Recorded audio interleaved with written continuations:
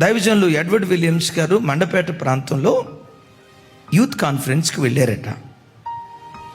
అయితే పగటిపూట 7వ తరగతి 9వ తరగతి లోపు పిల్లలకి సపరేట్ క్లాస్ ఏర్పాటు చేసి దరిదాపుగా ఒక 350 ఫిగర్ కొంచెం అటు ఇటు అవ్వచ్చు, 400 మంది దాకా పిల్లలు వచ్చారట. ఏది 10వ తరగతి లోపు. ఒక చిన్న టెస్ట్, ఒక చిన్న ప్రశ్న అడిగారట. పిల్లలారా, దేవుడే గనక మీకు ప్రత్యక్షమై మీకేదైనా వరం ఇవ్వాలనుకుంటే ఏం కోరుకుంటారు? మీ ఇంట్లో ఏదైనా మార్పు కావాలని మీరు ఆశపడితే ఎలాంటి మార్పు మీ ఇంట్లో కోరుకుంటారు అని అంటే, వచ్చిన 400 మందిలో 90% పిల్లలు అక్కడ దైవజనులకు చెప్పారట, మా తల్లిదండ్రులు ప్రేమగా బ్రతికే వరం దేవుడిచ్చేటట్లుగా ప్రార్థన చేయండి అయ్యా. మా తల్లిదండ్రులు సమాధానంగా బ్రతికే వరం దేవుడిచ్చేటట్లుగా ప్రార్థన చేయండి అయ్యా. అరే పసి హృదయాలను అడిగారు, ఏం కావాలయ్యా మీకు?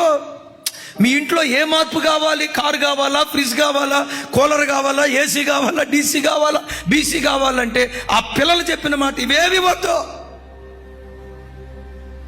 మా అమ్మా నాన్నలు ప్రేమగా బ్రతికేటట్లుగా ఆ జీవితాన్ని దేవుడు వరంగా ఇచ్చేటట్లు ప్రార్థించండి. అమ్మా, ఒకవేళ నీ పిల్లల్ని అడిగితే నీ పిల్లలు కూడా ఒకవేళ ఇదే మాట అంటారేమో. నీ పిల్లల్ని అడిగితే నీ పిల్లలు కూడా ఒకవేళ ఇదే మాట వాళ్ళ నోటు నుంచి వస్తుందేమో. మా అమ్మ నాన్న మధ్య ఎప్పుడు రవసయ్యా, ఎప్పుడు కొట్లాటయ్యా, రాత్రిపూట పండుకునేటప్పుడు నెమ్మదిగా పండుకున్న జ్ఞాపకాలు లేవు. ఎప్పుడు ఏదో ఒక కీచులాట మా తల్లిదండ్రుల మధ్యని. నీ పిల్లలు కూడా ఒకవేళ అదే స్థితిలో ఉన్నారేమో ఆలోచించు.